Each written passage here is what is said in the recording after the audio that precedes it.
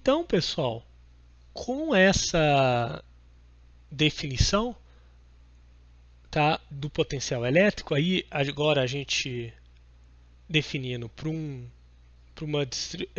numa superfície, num caminho fechado, lembre-se que se o campo é conservativo, né, se a força é conservativa, o campo que gera essa força é conservativo, então uma integral de linha fechada também vai ser zero, porque a força é nula. Então, essas duas equações, a lei de Gauss e a lei, né, o potencial elétrico, né, definem as características do campo elétrico gerado por uma distribuição de cargas. O que isso implica? Isso implica que o campo elétrico é gerado por cargas, né, e ele gera uma força conservativa. Tá? Nesse ponto é o que vocês, para eletrostática, né, isso é sempre verdade.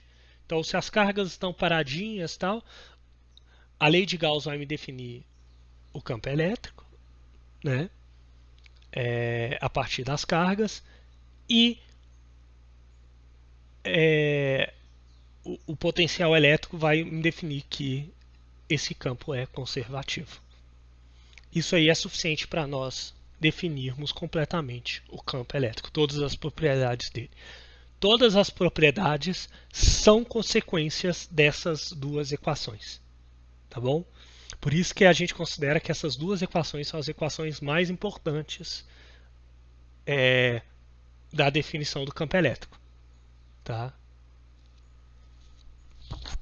A gente vai ver as outras coisas de campo magnético, vai ver que o campo elétrico depende do campo magnético, mas quando a gente não está falando de campo magnético, né, não está falando de movimentação de cargas, essas duas equações é suficiente para a gente definir tudo do campo elétrico. Nós sabemos tudo do campo elétrico a partir dessas duas equações, tá bom?